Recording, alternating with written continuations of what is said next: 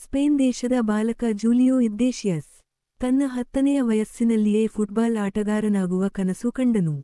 ದಿನದ ಹೆಚ್ಚಿನ ಭಾಗವನ್ನು ಫುಟ್ಬಾಲ್ ಆಡುವುದರಲ್ಲಿಯೇ ಕಳೆದನು. ತಾನು ರಾಷ್ಟ್ರ ಮತ್ತು ಅಂತಾರಾಷ್ಟ್ರೀಯ ಪಂದ್ಯಗಳಲ್ಲಿ ಭಾಗವಹಿಸಬೇಕೆಂಬ ಆಸೆ, ದೇಶಕ್ಕೆ ಕೀರ್ತಿ ತರಬೇಕೆಂಬ ಹಂಬಲ. ಅದಕ್ಕಾಗಿ ರಿಯಲ್ ಮ್ಯಾಡ್ರಿಡ್ ಕ್ಲಬ್ ಸೇರಿದ. ನಿರಂತರ ಅಭ್ಯಾಸ ಮಾಡಿದ. ತನ್ನ 20ನೆಯ ವಯಸ್ಸಿಗೆ ಉತ್ತಮ ಗೋಲ್ ಕೀಪರ್ ಎಂಬ ಖ್ಯಾತಿ ಪಡೆದನು. ರಾಷ್ಟ್ರ ಮಟ್ಟಕ್ಕೆ ಬೆಳೆದನು. ಆದರೆ 1963ರಲ್ಲಿ ಸ್ನೇಹಿತರ ಜೊತೆ ಕಾರಿನಲ್ಲಿ ಹೋಗುವಾಗ ಭೀಕರ ಅಪಘಾತಕ್ಕೆ ಒಳಗಾದ. ಆಸ್ಪತ್ರೆ ಸೇರಿದ.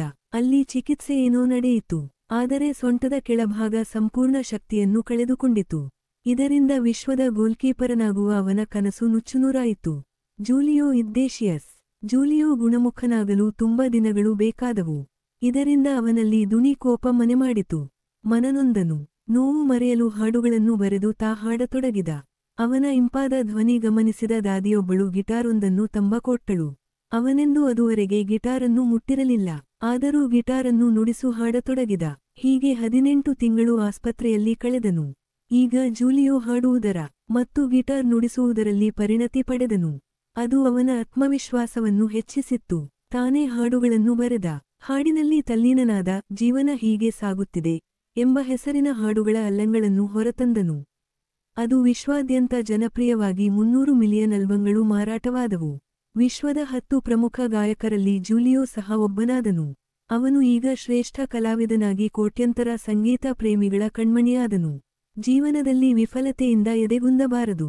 ಅದೃಷ್ಟದ ಒಂದು ಬಾಗಿಲು ಮುಚ್ಚಿದರೆ ಇನ್ನೊಂದು ದಾರಿ ತೆರೆದುಕೊಳ್ಳುತ್ತದೆ ಎಂದು ಹೇಳಿದನು. ಅದಕ್ಕೆ ಅವನ ಜೀವನವೇ ಸಾಕ್ಷಿ. 2. ಮಾಲತಿ ಹೊಳ್ಳ. ಎಲ್ಲಾ ಬಾಗಿಲುಗಳೂ ಮುಚ್ಚಿದ್ದರೂ ಎಲ್ಲೋ ಒಂದು ಸಣ್ಣ ಕಿಂಡಿಯಿಂದ ಬೆಳಕು ಹರಿದುಬರುತ್ತದೆ. ಇದು ಮಾಲತಿ ಹೊಳ್ಳರ ಬದುಕಿನ ಸತ್ಯ. ಪೋಲಿಯೋ ಎಂಬ ಭಯಂಕರ ವ್ಯಾಧಿಗೆ ತುತ್ತಾಗಿ ಕಾಲುಗಳು ಶಕ್ತಿಹೀನವಾದರೂ ಕ್ರೀಡಾಲೋಕದಲ್ಲಿ ವಿಶ್ವವೇ ಬೆರಗಾಗುವಂಥ ಸಾಧನೆಯನ್ನು ಮಾಡಿದವರು ಮಾಲತಿ ಹೊಳ್ಳ. ವಿಧಿ ನೀಡಿದ ಅಂಗವಿಕಲತೆ ಈ ಸಾಧಕಿಯ ಪಾಲಿಗೆ ವರವಾಯಿತು.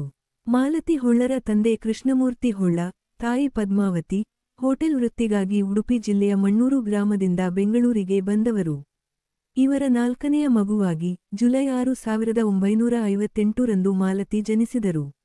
ದುರದೃಷ್ಟವಶಾತ್ 1 ವರ್ಷದ ಮಗು ಮಾಲತಿಗೆ ಪೋಲಿಯೋ ಆಗಿದ್ದರಿಂದ ಮಗುವನ್ನು ಚೆನ್ನೈನಲ್ಲಿರುವ ದತ್ತಾತ್ರೇಯ ಮೆಡಿಕಲ್ ಸೆಂಟರ್ ಎಂಬ ಪುನರ್ವಸತಿ ಕೇಂದ್ರಕ್ಕೆ ಚಿಕಿತ್ಸೆಗಾಗಿ ಸೇರಿಸಿದರು. ಆಕೆಯ ಬಾಲ್ಯದ ಬಹುಭಾಗ ಅಲ್ಲಿಯೇ ಕಳೆಯಿತು. ದೇಹದ ನರಗಳೆಲ್ಲ ಚೆಂಡಿನಂತೆ ಒಂದುಗೂಡುವುದು ಇವರ ಕಾಯಿಲೆಯ ಸ್ವರೂಪ. ಇದನ್ನು ತಪ್ಪಿಸಲು ಪ್ರತಿ 6 ತಿಂಗಳಿಗೊಮ್ಮೆ ಮಾಲತಿಗೆ ಶಸ್ತ್ರಚಿಕಿತ್ಸೆ ಆಗುತ್ತಿತ್ತು.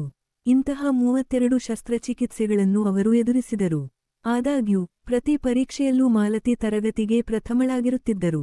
1975ರಲ್ಲಿ ಬೆಂಗಳೂರಿಗೆ ಹಿಂತಿರುಗಿದ ನಂತರ ಮಹಾರಾಣಿ ಕಾಲೇಜಿನಲ್ಲಿ ವಿದ್ಯಾಭ್ಯಾಸವನ್ನು ಮುಂದುವರಿಸಿದರು.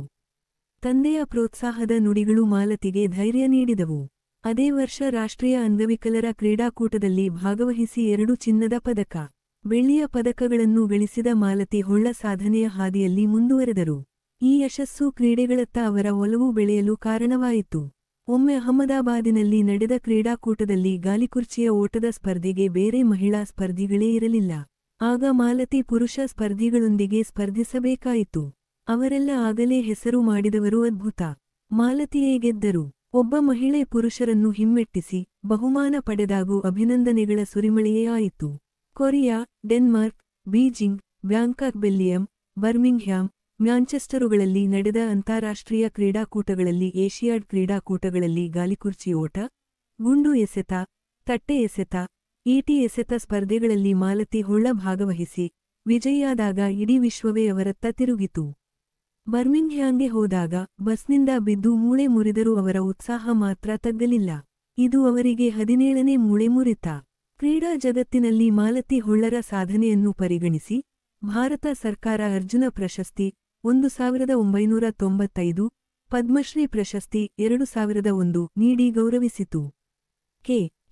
ಬಿರ್ಲಾ ಪ್ರಶಸ್ತಿ, ಅಮೆರಿಕನ ಬಯೋಗ್ರಾಫಿಕಲ್ ಇನ್ಸ್ಟಿಟ್ಯೂಟ್ನ ವರ್ಷದ ಮಹಿಳಾ ಪ್ರಶಸ್ತಿ, ಇಂಗ್ಲೆಂಡಿನ ಅಂತಾರಾಷ್ಟ್ರೀಯ ಬಯೋಗ್ರಾಫಿಕಲ್ ಕೇಂದ್ರದ ಅಂತಾರಾಷ್ಟ್ರೀಯ ಮಹಿಳಾ ಪ್ರಶಸ್ತಿ, ಕರ್ನಾಟಕ ಸರ್ಕಾರದ ಏಕಲವ ಪ್ರಶಸ್ತಿ ಮುಂತಾದ 30ಕ್ಕೂ ಮೀರಿ ಪ್ರತಿಷ್ಠಿತ ಪ್ರಶಸ್ತಿಗಳಿಗೆ ಮಾಲತಿ ಹೊಳ್ಳ ಭಾಜನರಾಗಿದ್ದಾರೆ.